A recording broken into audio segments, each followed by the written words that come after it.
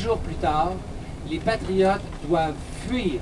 Ils doivent fuir parce qu'ils sont couchés sur des mandats d'arrestation. Ils doivent s'en aller. Ils sauvent, mais ils ne sauvent pas vraiment. En fait, ce qu'ils vont faire, c'est qu'ils vont se réfugier à la campagne. Et à la campagne, on verra si on résiste et tout le reste. Dans mon chemin faisant, rencontre mon capitaine. Dans mon chemin faisant, rencontre mon capitaine. Mon capitaine m'a dit, où vas-tu mon ami, là-bas dans ces ballons. C'est tout simple. Le chemin que vous avez là, il existait déjà en 1837. Les Britanniques qui ont marché toute la nuit au milieu de la pluie et de la neige fondue, tu sais, un beau temps de la fin novembre, là, sont arrivés ici exténués, gelés, vers 8h15. Ils se sont immédiatement déployés. C'est-à-dire qu'ils ont arrêté de marcher à la file indienne, ils ont commencé à s'étendre vers la gauche, vers les champs, vers l'intérieur. Ici, la forêt était toute proche à ce moment-là, c'est bien qu'ils vont être quand même assez à l'étroit. Parce que Wilfred Nelson a déployé ses hommes dans 2 maisons fortifiées qui se trouvent de l'autre côté de la rue. On va aller voir dans quelques instants. La première qu'il voit, c'est la maison Saint-Germain, une veuve qui a une solide maison à peu près aussi imposante que la maison Mars que vous avez visitée.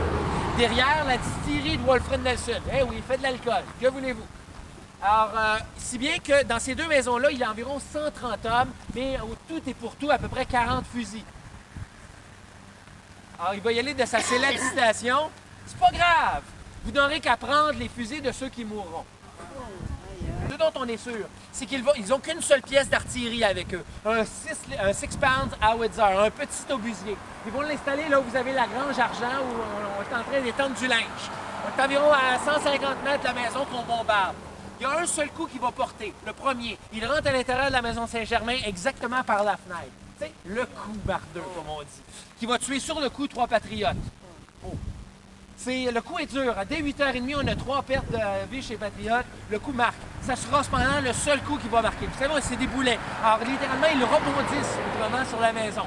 Et qu'on semble partir en somme pour voir c'est qui va manquer de balles le premier.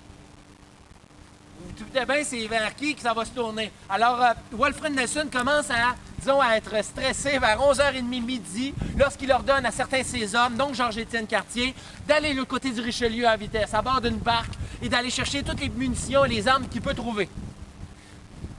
Georges-Étienne Cartier revient à bord d'un bac, non seulement avec des armes, vers 2h30, non seulement avec des armes et des munitions, mais également 110 hommes qu'il était ramassés à Contrecoeur, Saint-Antoine et Verchères.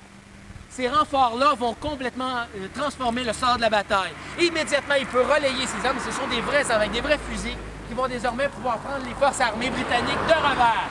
Là, Gord se dit, attention, il y a une nouvelle donne, mes hommes sont épuisés, ça fait quand même 7 heures qu'on se tire dessus sans résultat clair, si bien que vers 3 heures, il leur donne le retrait en bonhomme. Bonhomme, sauf qu'il laisse sur le champ 10 corps de soldats décédés, des armes en quantité et surtout son obusier. En d'autres mots, ça a été quand même un peu la panique du côté britannique. Ils vont retraiter en catastrophe vers Sorel et on ne reverra pas le nez d'ici.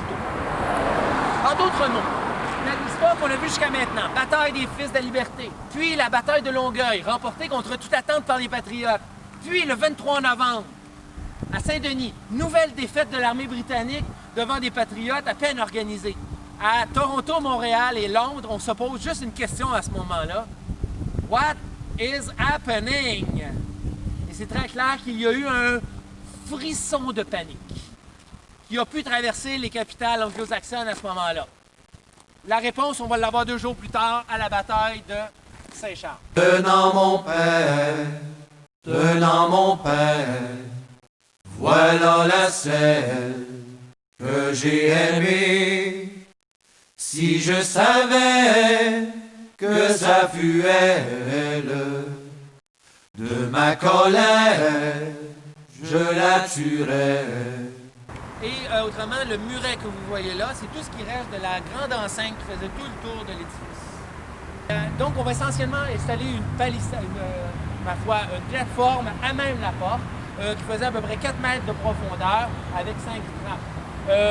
Tout va bien se dérouler dans l'ensemble, sauf à la dernière où notre cher ami Narbonne avait la mauvaise idée d'être un manchot. Alors, essayer d'attacher dans le dos les mains d'un manchot, c'est surhumain. Alors, effectivement, il tentait de retenir la corde pour éviter d'être pendu. finalement, c'est à coup de croche sur la tête qu'on va réussir à lui faire changer de prix. Mais pour le reste, les pendaisons ont profondément marqué l'imaginaire, surtout que les gens ne savaient pas qu'ils allaient être pendus jusqu'à la veille, à toute veille de l'exécution. 99 condamnés à mort. C'est à quoi on arrive à la mi-décembre. Donc, il y a 3 exécutions, mais tout à coup, 15 février, on arrête de tuer des gens. Et on se demande qu'est-ce qui va se passer. Imaginez, vous êtes condamné à mort, vous attendez votre exécution qui ne vient pas. C'est finalement plus de 8 mois plus tard qu'on leur apprend, un beau jour de septembre, peut-être comme aujourd'hui, qu'ils ne vont non pas être pendus, mais ils vont être déportés en Australie.